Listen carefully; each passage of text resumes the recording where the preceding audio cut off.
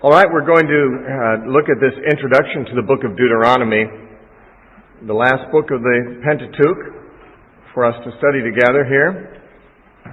The name Deuteronomy is not the same name that the Hebrews use in the Hebrew Bible. As we've seen every time with all of these books of the Pentateuch, each one has a different name in the Hebrew Bible than the name that we have come to know it by.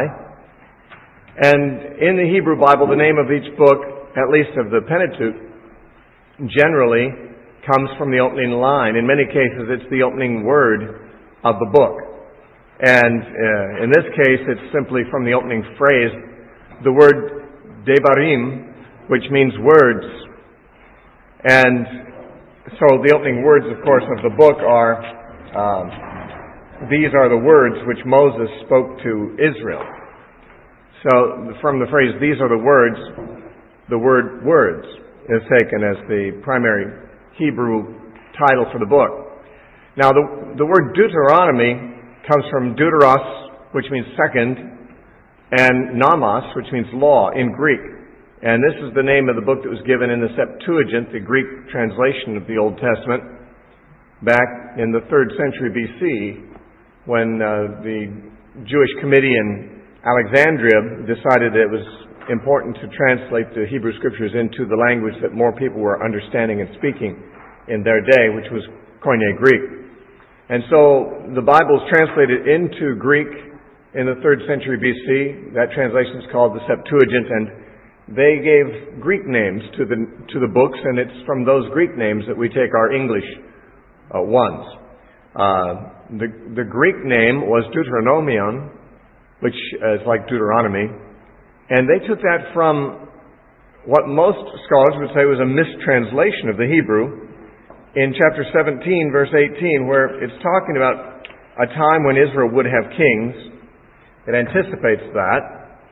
And in chapter 17, verse 18, it says, "It also shall be when he," that is the king, "sits on the throne of his kingdom, that he shall write for himself a copy of this law."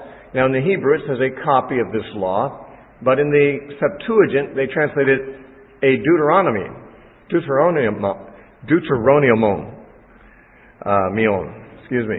And that literally means a second law. But of course, the king was not supposed to write a second law. He was simply write for himself a copy of the law of Moses. His writing it out by hand would, of course, cause him to learn it more thoroughly. And so he was to make his own personal copy for reading, and so that somehow the Greek translation translated that copy of the law as a second law and gave the name Deuteronomy to the book. So most scholars are not very pleased with the name Deuteronomy as the name of the book. Actually, "These are the words of Moses" would be a much better title and much closer to what the Hebrews call the book. Now, when you come to these old books of the law, the question that modern Christians naturally have is what is the relevance of this book to me? Why should I study these old laws, an old covenant that no longer pertains, historical narrative about stories that are really ancient and really foreign and really different and strange? Why should I study this part of the Bible? Now, Deuteronomy is one of the most influential books that has ever been written. For one reason, of course, it's one of our two main sources, one of our two only sources, for the so-called Ten Commandments. The term, the Ten Commandments, actually comes from the book of Deuteronomy, where Moses makes reference to the Ten Commandments. And I don't know if I want to... Where are they here? I think it's in chapter 4, but I don't want to take time to look it up right now.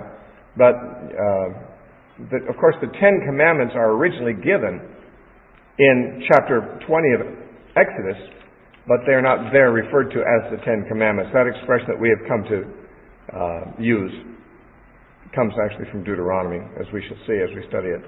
4:13 is where it's called. Okay, thanks. Right, thank you. Yeah, chapter 4, verse 3 says, "So he declared to you his covenant, which he commanded you to perform." That is the Ten Commandments. I think that's the first time the expression, the Ten Commandments, occurs. And you might say, well, why is that so important to observe? And the reason is because the commandments, as they're given, if they're not numbered, might be given as 11 or so. And we know that the Roman Catholic Bible has put what we would call the first 2 commandments into one, and then they divided the 10th commandment into 2 and so forth, and one could, if they wished, to make it 11 or whatever. But the Bible makes it very clear that God intended to be an even 10, and that's how many there are. But the 10 commandments have become the basis for ethical and legal codes for Western civilization, at least, for thousands of years. And we so take them for granted, in fact, that we forget that our entire society is informed by those commandments, which were first given in Exodus, and then in chapter 5 they are listed again. And so Deuteronomy is one of the 2 places that we have the 10 commandments given to us, and that the influence of those 10 commandments cannot be exaggerated. In addition to that, we have what Jesus called the Great Commandment, and it comes from Deuteronomy. In Deuteronomy Chapter 6 and verse 5, what the Jews call the Shema, it says in verses 4 and 5, "Hear, O Israel, the Lord our God, Yahweh is one. You shall love Yahweh your God with all your heart, with all your soul, with all your might."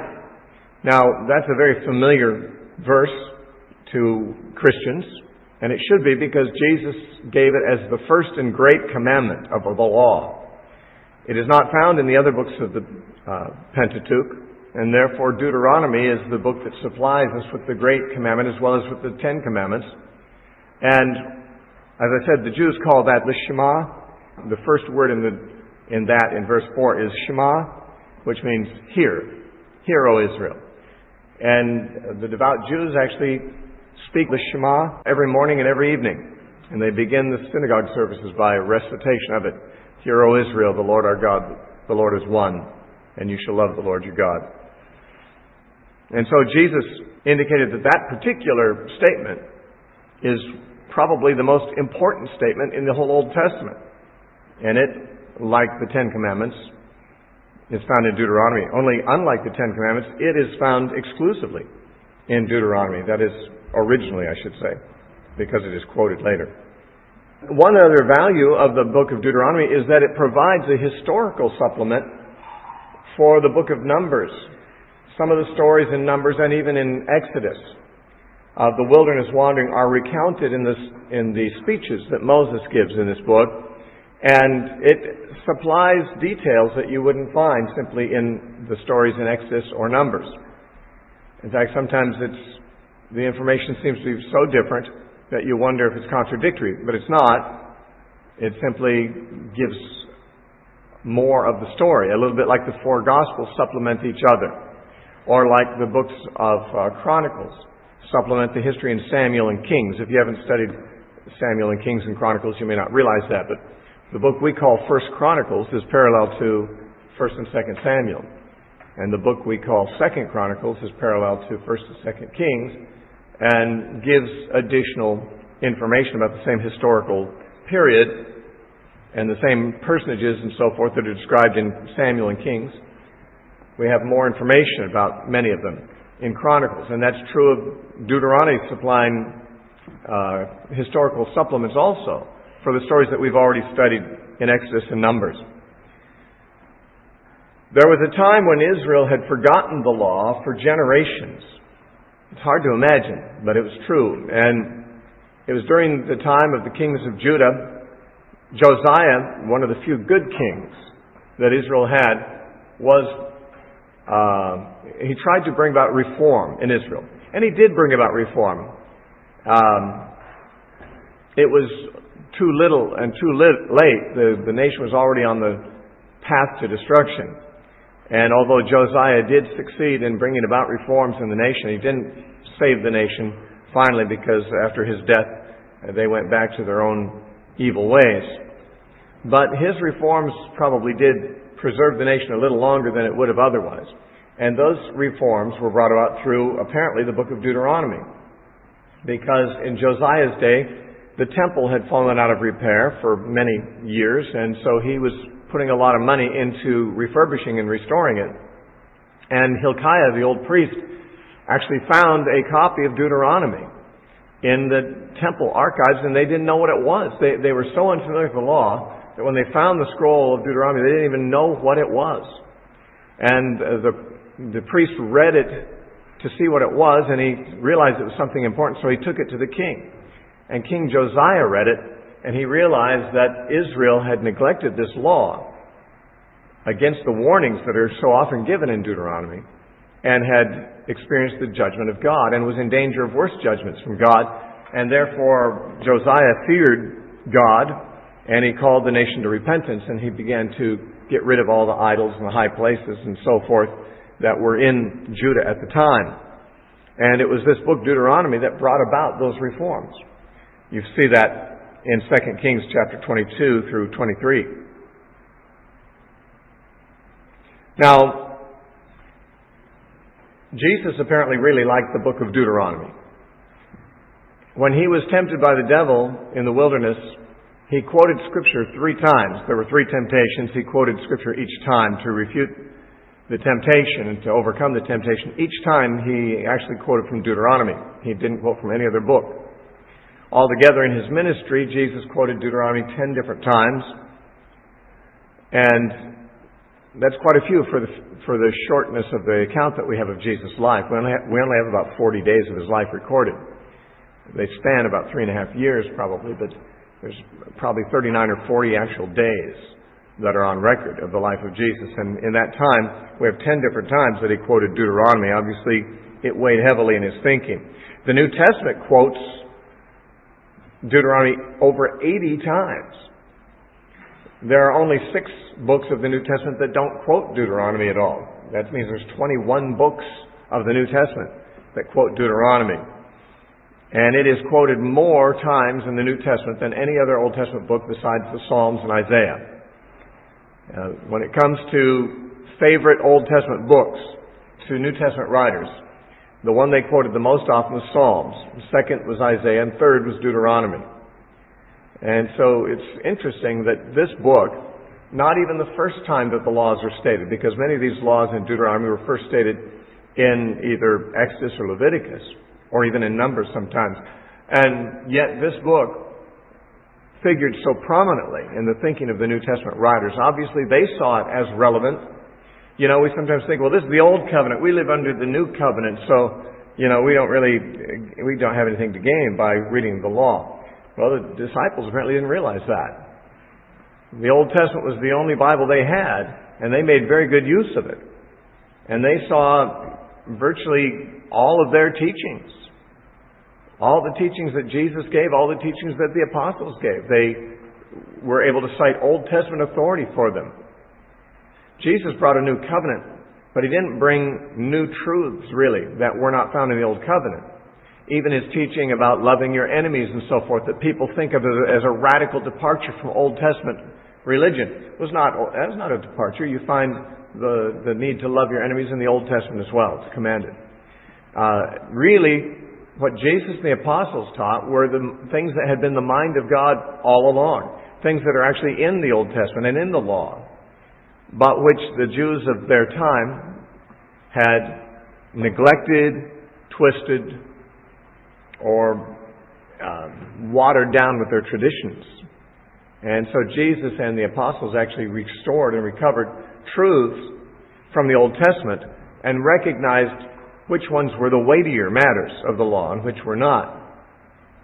So we find that the Old Testament, and Deuteronomy in particular, was a great source of New Testament truth for the New Testament writers. It must have been if they quoted it 80 times or more. Paul made some specific use of this book in some interesting ways. He made spiritual applications of 2 passages that we might not have thought to make such applications. They were passages both of which talk about farming laws and the use of animals. If anything would seem not relevant to urban and suburban peoples today, in modern times it would seem to be these laws about animals and animal treatment. It says in Deuteronomy 22:10, "You shall not plow with an ox and a donkey together." That's obviously just a commandment about how you plow your fields. You don't put an ox and a donkey together under one yoke and plow with it.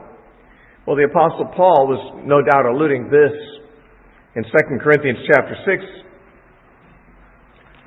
and verse 14 when he said, "Do not be unequally yoked together with unbelievers."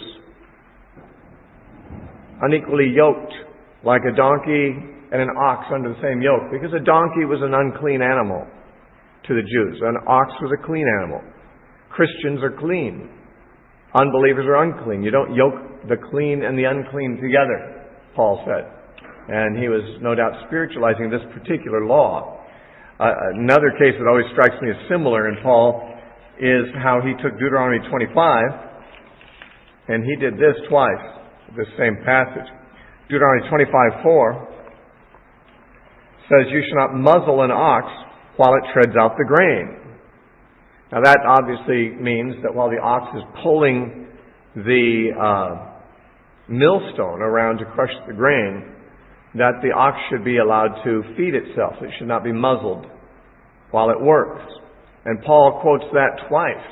He actually quotes that verse in 1 Corinthians 9:9 and also in 1 Timothy 5:18.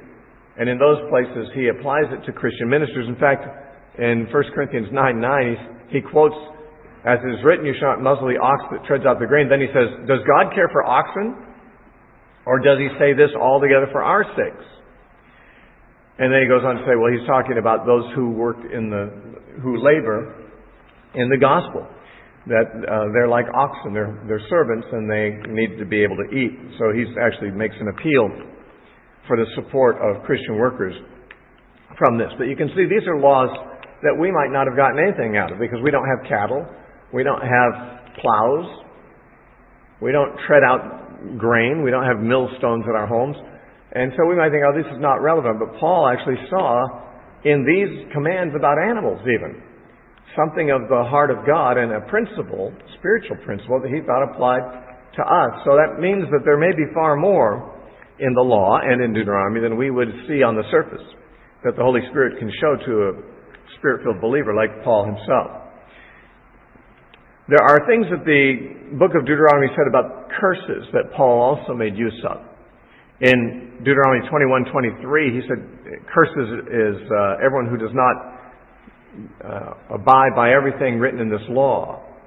And in Deuteronomy 27:26, it says, cursed is everyone who's hanged on a tree. And Paul takes both of those statements in Galatians chapter 3,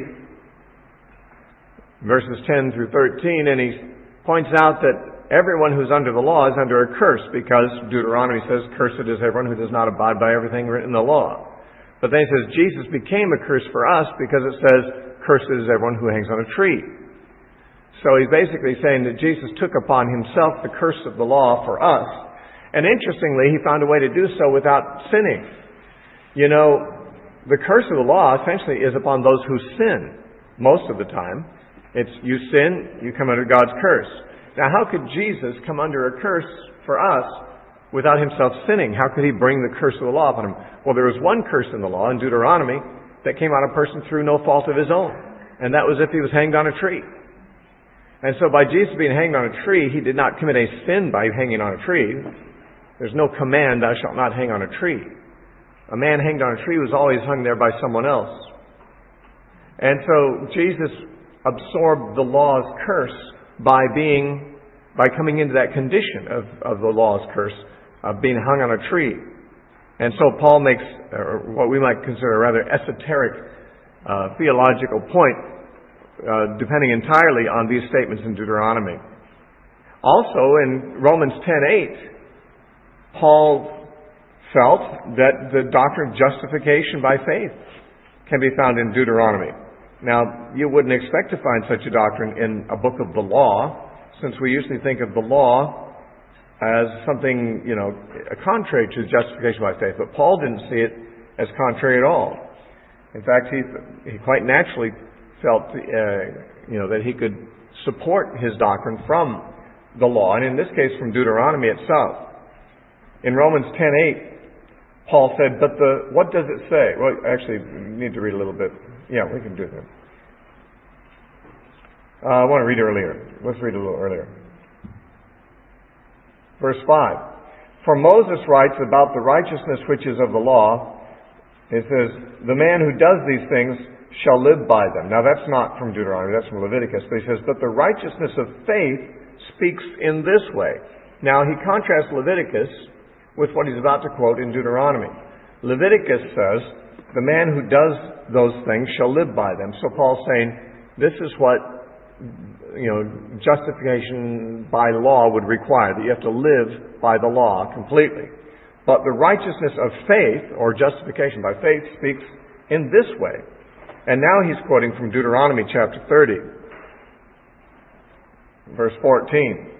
Do not say in your heart, he's not quoting exactly, it's kind of a quote from the Septuagint, I believe. It doesn't read quite the same way that it reads in our Hebrew version, but it says, do not say in your heart, who will ascend into heaven? That is to bring Christ down from above. That's Paul's commentary in parentheses there. Or who will descend into the abyss? That is to bring Christ up from the dead. But what does it say? The word is near you, even in your mouth and in your heart. Paul says, that is the word of faith which we preach.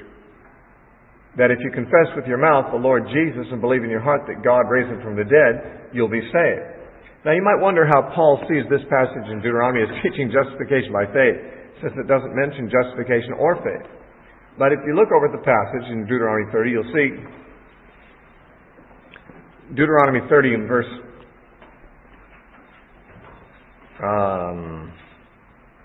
starting in verse 11, really, through 14. For this commandment, which I command you today, it is not too mysterious for you, nor is it far off. It is not in heaven that you should say, who will ascend into the heaven for us and bring it down that we may hear it and do it? Nor is it beyond the sea that you should say, who will go over the sea for us and bring it to us that we may hear it and do it? But the word is very near you, in your mouth and in your heart, that you may do it. Now, obviously, this reads a little differently than the way Paul quotes it, because Paul is quoting, I believe, the Septuagint. Instead of saying who will go across the sea, in the Septuagint it says who will descend into the abyss, to the depths, to get it. But what Moses is saying is this: you Israelites have no excuse to be disobedient to God's laws, because it has come right to your backyard. He has brought it right to your door.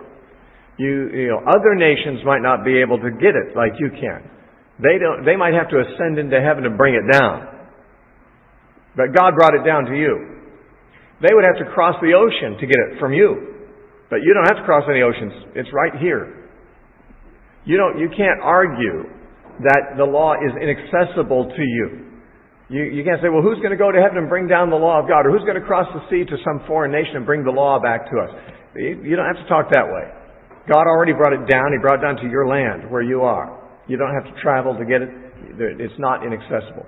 Therefore, you have no excuse, he's saying. And he says the law is very near to you. It's in your mouth and in your heart. Now, Paul takes that and he says, well, that's kind of a similar principle for us. We don't have to achieve great things to reach Christ. We don't have to go into heaven and bring Christ down. Once he's dead, we don't have to go into the abyss and bring him back from the dead. These would be hard things to do, to be saved. But God has already done all the hard things. He has brought Christ down to us. He has brought Christ up from the dead. All that remains for us is to believe in our heart and to confess with our mouth, he says. So he's kind of making an application of Deuteronomy a little differently than Moses did, but he's in principle not really very different, because Moses is saying, if you want to keep the law, God has made it easy for you. And Paul is saying, if you want Christ, God has made it easy for you. He sent Christ down. You don't have to go into heaven to bring him down. God initiated that. He sent Jesus. Once Jesus was dead, you didn't have to go bring him up from the dead. God did that. God did all the hard stuff. The easy part is yours now, just to believe and to confess. And so, using this passage in Deuteronomy, Paul amazingly really makes an argument for justification by faith. for the fact that we don't have to work to make salvation available to us. God has done all the heavy lifting. Also, Deuteronomy, unlike most of the books of the Pentateuch, has a direct prophecy about Jesus. Now, the Pentateuch has a lot of types of Christ. We know in Exodus and Leviticus and even in Numbers we find numerous types and shadows of Christ. But as far as direct prophecies about Christ, there's not many. You have a couple at least, 3 or more, at least, in the book of Genesis. But I'm trying to think if there's any direct prophecies about Christ in Exodus, Leviticus, or Numbers. If there is, it's not coming to my mind. Lots of types and shadows. But one of the great prophecies about the Messiah is found in Deuteronomy Chapter 18 and verse 15. And it is quoted twice in the New Testament. Peter quotes it in his sermon in Acts chapter 3. And Stephen quotes it in his sermon in Acts chapter 7. And that is simply a prophecy that Moses gives in the context of urging Israel to avoid sorcerers and soothsayers and mediums and other occult means of supernatural guidance. In Deuteronomy 18 verses 9 through 14, he urges them to avoid entirely all forms of divination and fortune-telling and things like that. They won't need that. God will always speak to them by His messengers, who will be prophets. And in specific, it says in verse 15, Yahweh your God will raise up for you a prophet like me from your midst, from your brethren. Him you shall hear. Now, this could be understood rather generically, in that Moses would be saying, well, I'm going to die shortly, but instead of going to fortune tellers, God won't make that necessary. He'll send prophets like me. There'll be a prophet like me instead of a fortune teller to go to whenever you need someone. And of course, Joshua was probably a prophet. He's not really called a prophet, but he wrote Scripture, it would appear, so he probably was an inspired man. Certainly God spoke to him, so I guess that makes him a prophet. He spoke to him in Joshua chapter 1 very clearly, and in later in the book as well. So one could say this prophet like Moses would be Joshua. The only problem with seeing it that way is that Joshua probably wrote the last words of Deuteronomy because they were written after Moses died. Moses is the author substantially of Deuteronomy, but most scholars believe that someone else, and probably Joshua, wrote the words at the end after Moses' death is recorded. And what's interesting is in Deuteronomy 34:10, whoever wrote it, whether it was Joshua or someone after his time, wrote these words. After recording the death of Moses, he says in Deuteronomy 34:10, "But since then, there has not arisen in Israel a prophet like Moses, whom Yahweh knew face to face, in all the signs and wonders which the Lord sent him to do in the land of Egypt before Pharaoh, and by all the mighty power and all the great terror which Moses performed in the sight of all Israel." So, at the end of Deuteronomy, it says that that prophet like Moses, whom Moses predicted would come, had not yet come. At what point those last verses in Deuteronomy were written, we cannot be sure. But we can at least understand that they were written no earlier than Joshua. And if Joshua wrote them, he did not regard himself to be that prophet that Moses spoke about. But the New Testament writers do recognize the coming of that prophet in Jesus, of course. Now, in the Gospels, we sometimes have people saying of Jesus, or even of John the Baptist, "Are you that prophet?" Like in John chapter 1, when the delegation came to John the Baptist, he said, "Are you the Messiah?" He said, "No." They said, "Are you Elijah?" He said, "No." They said, "Are you the prophet?" And he said, "No." The prophet means the one that Deuteronomy predicted, Deuteronomy 18:15. And he said, "No." When Jesus fed the 5,000, the people said, "Surely this is that prophet who is to come." And at Caesarea Philippi, Jesus said, "Who do men say I am?" And they said, "One of the prophets." But there were a number of times that people spoke of the Messiah or of a coming figure who they didn't always identify with the Messiah in their mind, but with that prophet. And that was the prophet that Moses predicted. Now, the New Testament writers did associate that prophet with the Messiah, being the same person. And in Acts chapter 3,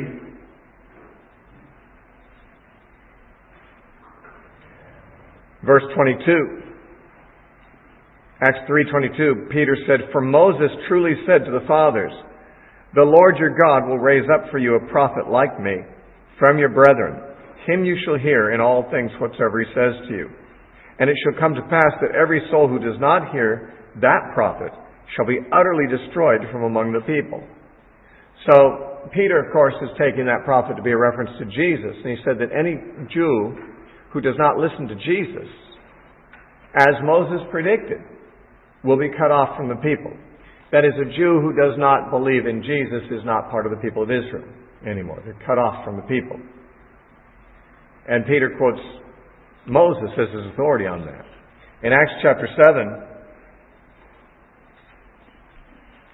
Stephen is preaching his sermon, and in verse 37, he said, "This is that Moses who said to the children of Israel, 'The Lord your God will raise up for you a prophet like me from your brethren. Him you shall hear.'" So, obviously, the early Christians believed that that prophet that Moses spoke of was identical with the Messiah.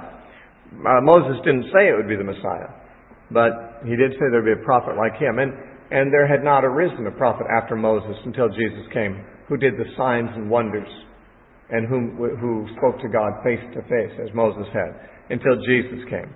So we see that there's a lot of relevance that the New Testament writers see in the book of Deuteronomy in a lot of ways.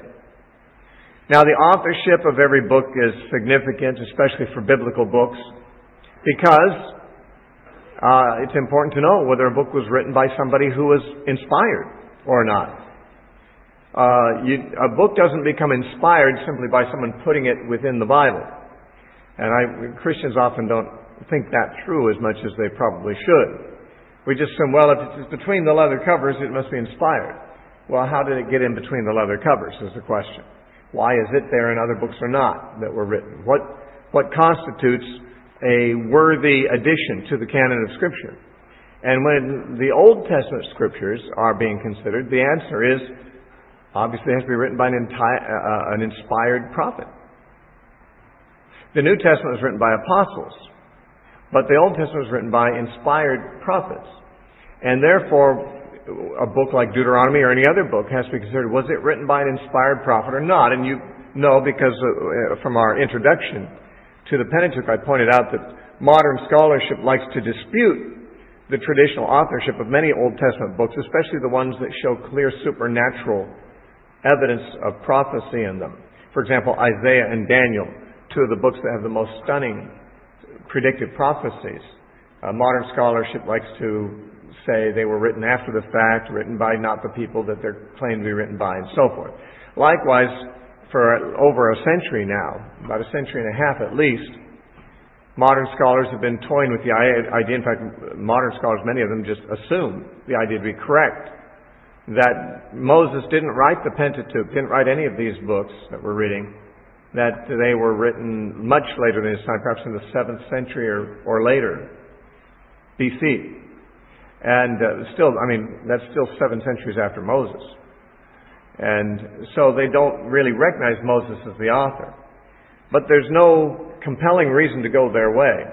Modern scholars just have their own prejudices, just like everybody else does, and their prejudice is against the supernatural, and their prejudice is against the authority of virtually any biblical book. And therefore, they question that Moses wrote it. Now, if Moses didn't write it, then we have no reason to believe it's inspired at all. If this is written by other people who claimed Moses as the author, because the book certainly does claim Moses as its author, well, then it was written by people who lied and who were not inspired, and the book is of no value to us, or at least of limited value to us. But the book is not ambiguous as to its author. Throughout, we have Moses being the one who's said to be giving the sermons in the book. The book begins with the words, "These were words which Moses spoke to Israel." And not only did he speak, but he also wrote. It says in chapter 31, verse 9, it says, "So Moses wrote this law and delivered it to the priests." Verse 22 says, "Therefore Moses wrote this song the same day and taught it to Israel." Verse 24 says, "So it was when Moses had completed writing the words of this law in a book, when they were finished." So, the book clearly makes reference to Moses as its author. If it was not written by Moses, not only was it not known to be written by some inspired man, and therefore doesn't belong in the Bible, but whoever wrote it was a liar, and claimed to be Moses and was not. Furthermore, later books of the Old Testament often quote from Deuteronomy and attribute it to Moses. As, for example, 1 Kings chapter 2,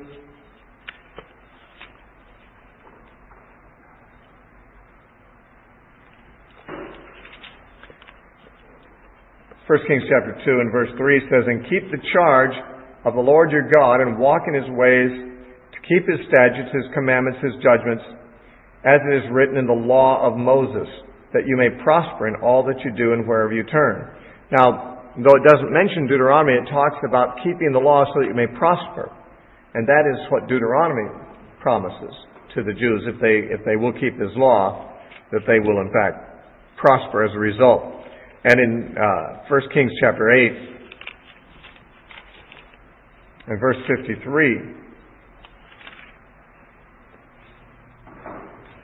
Solomon's praying and he says, "For you separated them from among all the peoples of the earth to be your inheritance, as you spoke by the hand of your servant Moses, when you brought our fathers out of Egypt, O Lord God." Well, obviously this is making a reference to the Pentateuch as a whole, not simply to the book of Deuteronomy, but again, Moses is recognized in the Old Testament by the authors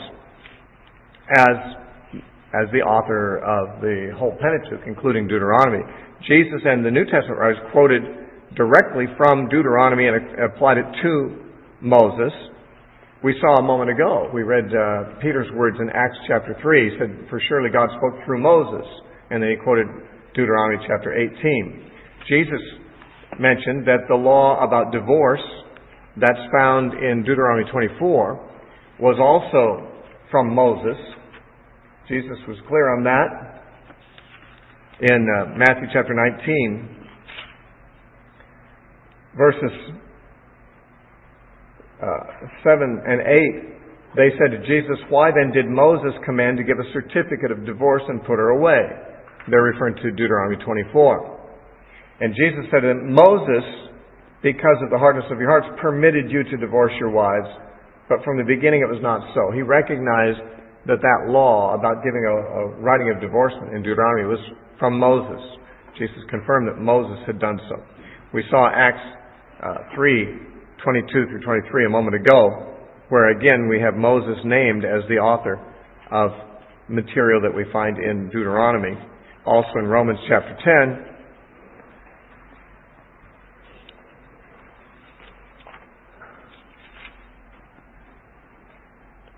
in verse 19 it says, But I say, did Israel not know? First, Moses says, I will provoke you to jealousy by those who are not a nation. I will anger you by a foolish nation. That's Deuteronomy 32:21. So Paul says Moses says this. So we have Jesus and Peter and Paul all quoting from Deuteronomy saying that Moses wrote it. And therefore, to the Christian, that should settle the matter. Moses is the author of Deuteronomy, as with the rest of the Pentateuch. Now, the setting of the book is on the plains of Moab across the Jordan from Jericho, an expression that we read many times in the latter part of the book of Numbers, and also we find it at the beginning of Deuteronomy. It says, These are the words which Moses spoke to all Israel on this side of the Jordan, in the wilderness, in the plain opposite Suph, etc., etc. And it goes on to talk about the location being, verse 5, on this side of the Jordan in the land of Moab. And we've seen that place identified a number of times previously in Numbers as the place where Israel was camped just before they crossed over to invade the Promised Land and to conquer Jericho, the first city. They were across from Jericho, across the Jordan River. The time of it was somewhere between 1450 and 1400 BC. The reason I give that kind of range is because different conservative scholars give different dates for the Exodus, ranging. There's about a about a 50-year range of difference between some of the estimates. It's not important to me to nail down the exact date. Obviously, in general, it's what we call the 15th century BC. It is 39 years and 11 months after the Exodus. So almost 40 years have elapsed. Just one more month will make it 40 years. And that's how long Israel was to remain in the wilderness before conquering the land. So we're right on the edge of them ending their wilderness sojourn and going into the Promised Land. We're told in chapter 1 and verse 2 that the distance from Mount Horeb or Mount Sinai to Kadesh, which is where they had sent the spies from and where they could have gone into the Promised Land if they had not rebelled earlier from, that distance from Horeb to Kadesh is 165 miles or 266 kilometers.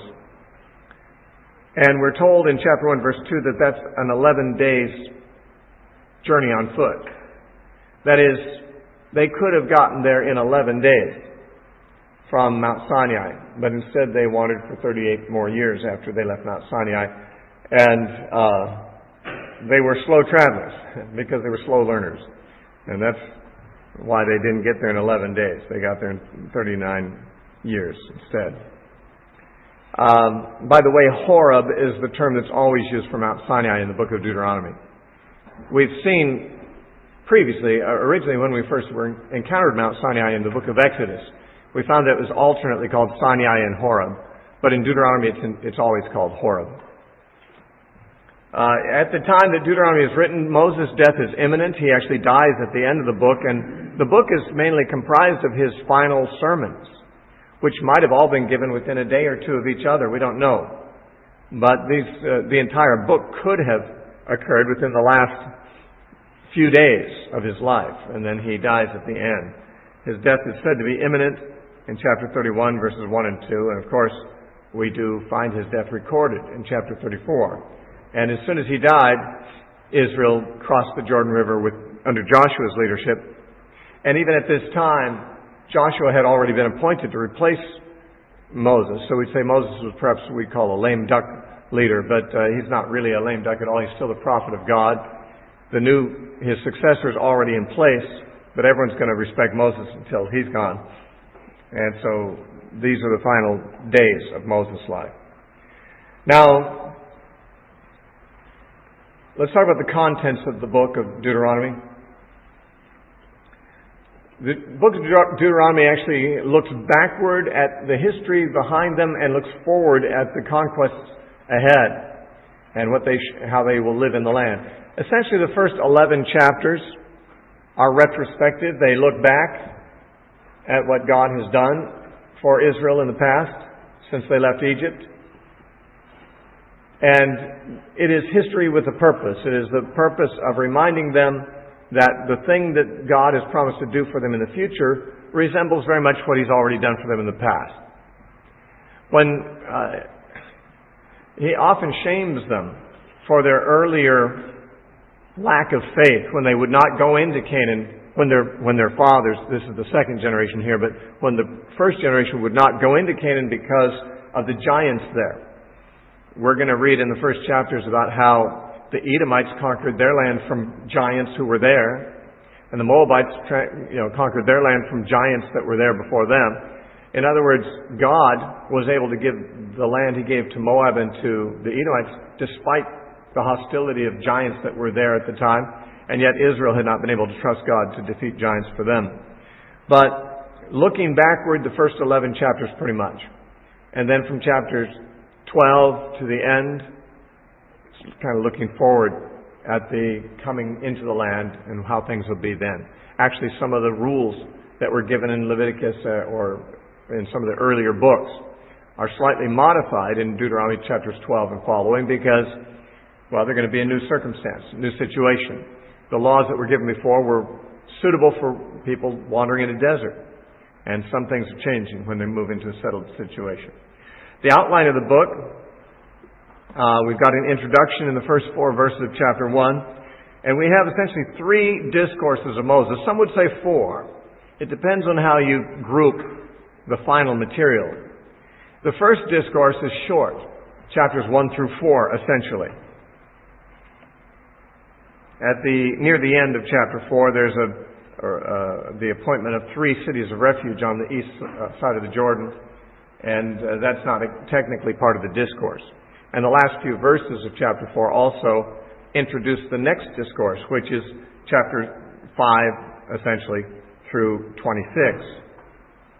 The second discourse of Moses, much longer, like 21 chapters or 22 chapters, as opposed to 4 chapters for the first one. And it largely reviews their history and laws that God had given them previously.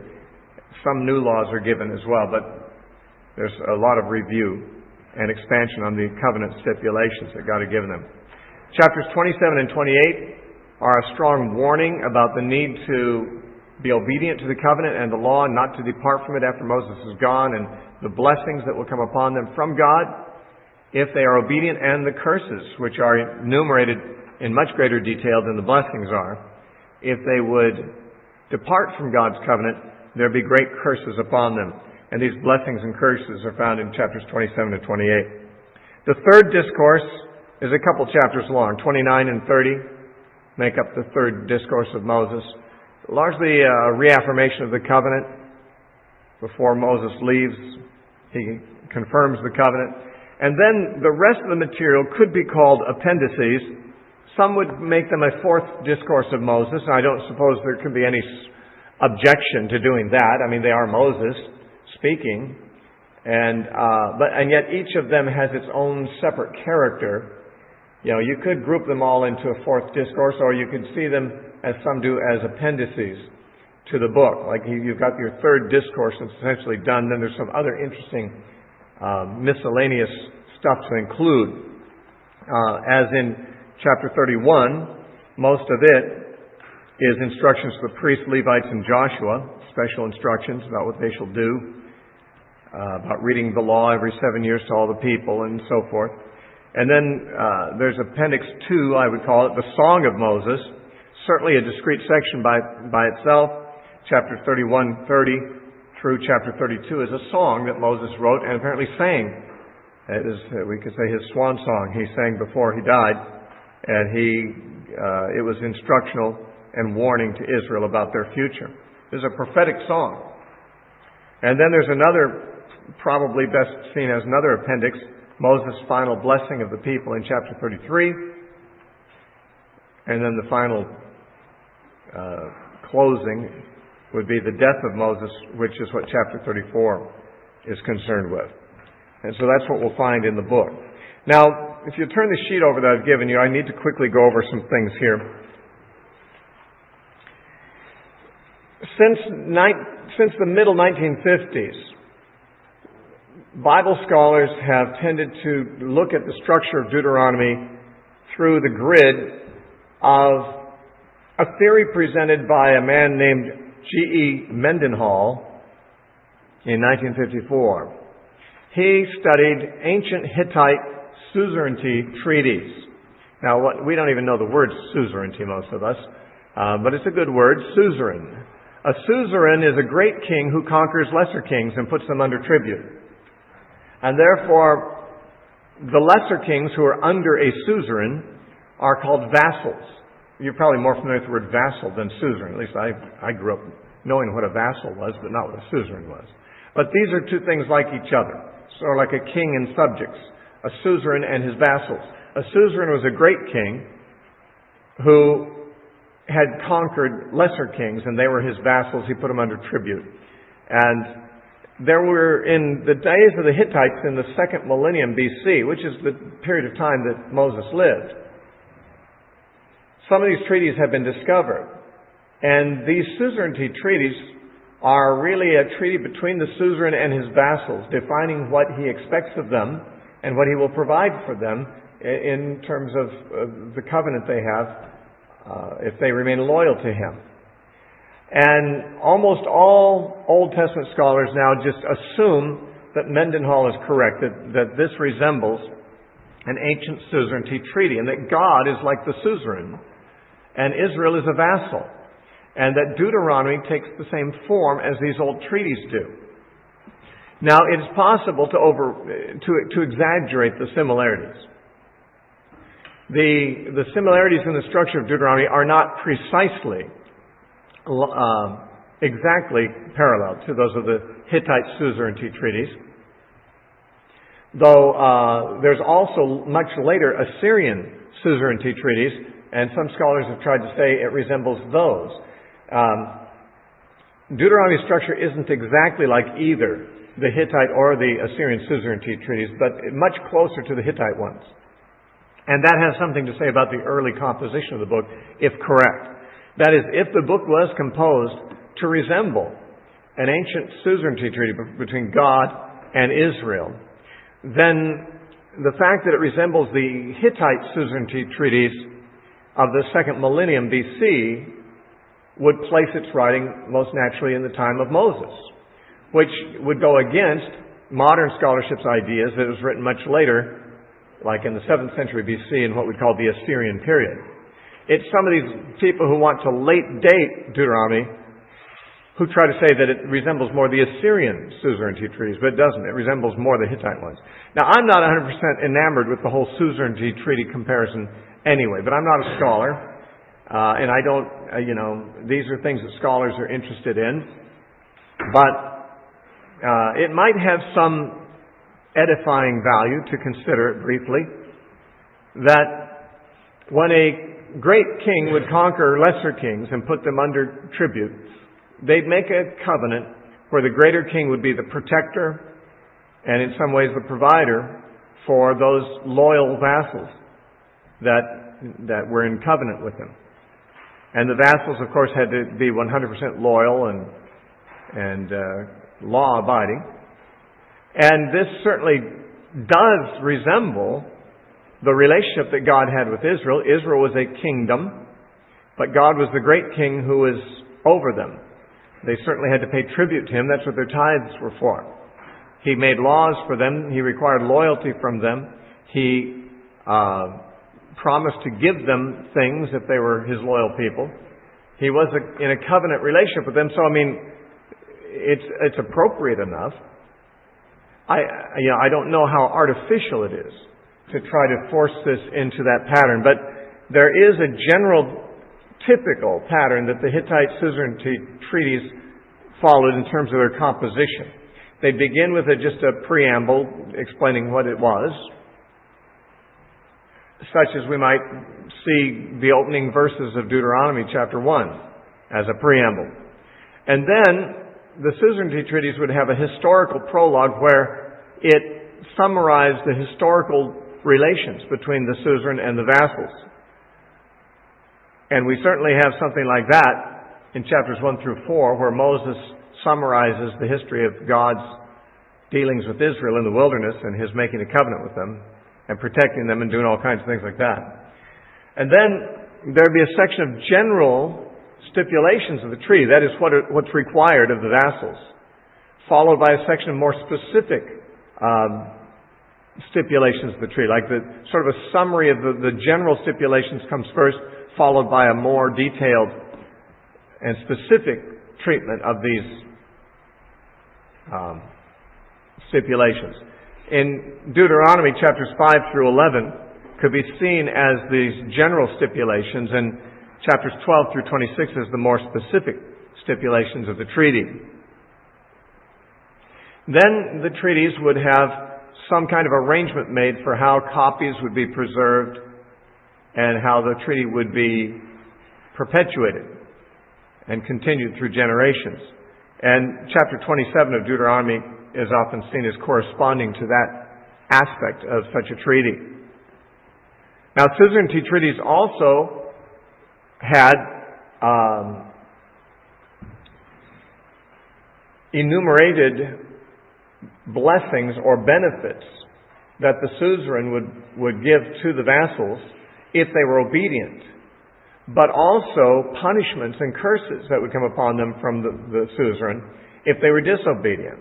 And we have in chapters 27 and 28 of Deuteronomy just that. Especially chapter 28, the blessings and the curses. The way I've got it listed there, I've numbered it wrong. Chapter 28 in its entirety is blessings and curses. I put there on the notes 28 verses 15 through 68. That's just the curses. The blessings are in the first 14 verses. And then the last part of the treaty would contain various review and summary of the whole thing and provisions for the continuity of the treaty. And many people see chapters 29 through 34 as generally corresponding to that. Now, to my mind, there is a general, correspondence, and maybe sufficient to warrant the idea that God intended, or Moses intended, to write this book as if it were God's suzerainty treaty with Israel. It's hard to say, because this was written at the end of Moses' life, and it would take some ingenuity, of course, to arrange the material deliberately into a complex structure like that when it's actually recorded as if it's just discourses that Moses gave, which he could have given off the top of his head. That it's organized as it is. Well, I suppose one could say that Moses didn't organize it in its present form. Maybe Joshua or someone else took the speeches that Moses gave and later organized the chapters as they are so that it would resemble a suzerainty treaty. But in any case, I don't know that it's the most important thing, although it's the thing that scholars are most fascinated with when they study Deuteronomy, partly because it was a theory that arose rather newly in the past 60 years. And boy, all the scholars have just jumped all over it, this suzerainty treaty thing.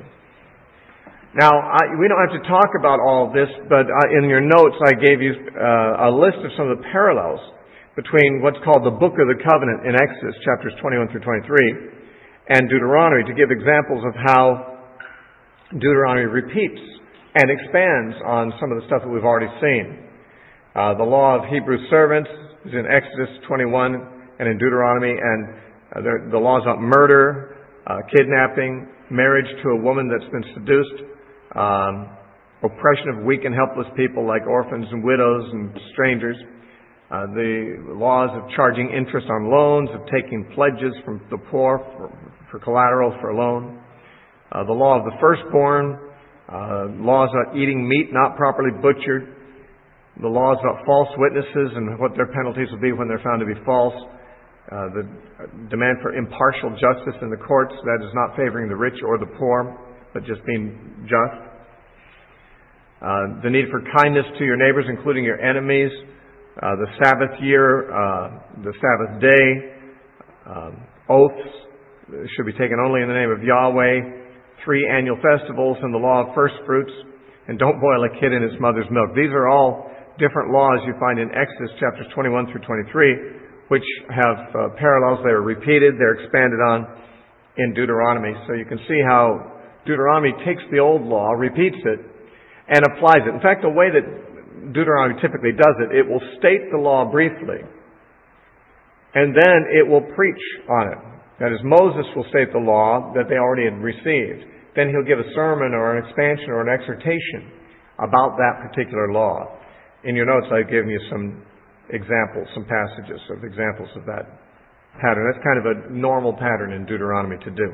So that the law is repeated, but not just as a law code, but it's integrated in as texts in sermons that Moses preaches about. Now, there's certain common words that you'll find just very thick in the book of Deuteronomy. Words like love, especially the love of God for Israel, is mentioned first in Deuteronomy. There's no mention of God's love for Israel or His love for man in Genesis, Exodus, Leviticus, or Numbers. But in Deuteronomy, God speaks frequently of His love for Israel, and it's in Deuteronomy that He commands that Israel love Him. It has been said that there is no other ancient religion known to man where the God of that religion commands his worshippers to love Him. Most pagans feared their gods, but loving their gods was not something expected or probably even possible to do. Their gods were monsters. Their gods were demons. But God requires His people to love Him. And love is a very important word in Deuteronomy. Again, it's the first book to mention God's love, and it's also the book that commands people to love Him. The reference to hearing or hearkening to God is very common. Serving, fearing, and cleaving to, and walking in the ways of Yahweh are themes that come up again and again, words that you'll find over and over again. Words like covenant, abomination, your gates, meaning a reference to your cities, are going to be just really thick vocabulary. We're going to see those vocabulary words a lot as we read through Deuteronomy. Some phrases, and I've only given a few of them. There's a lot of phrases that get repeated in Deuteronomy that are very common. I mean, probably repeated 10 times or more in the book. Like the expression, the place that Yahweh will choose, or the alternate, the place that Yahweh will make His name to dwell. That's a phrase that we find many times referred to. It does not identify where that will be. If this had been written after David's time, it would have been speaking of Jerusalem, and certainly they would have said so. But the fact that Jerusalem didn't become a Jewish city until David's day, 500 years after this, or more, 600 years even after this, means that they couldn't identify where that would be, but there's a reference to that place where Yahweh will choose to make His name dwell. The reference to Israel being redeemed from the house of bondage, or redeemed from Egypt, very common repeated phrase. Also the remembrance that you were slaves in the land of Egypt keeps being brought up a lot. You were slaves in Egypt. Learn a lesson from that. There's a lot of references to the land which Yahweh your God has given you as an inheritance, or alternately, the land which Yahweh your God has given you to possess. That phrase is very common.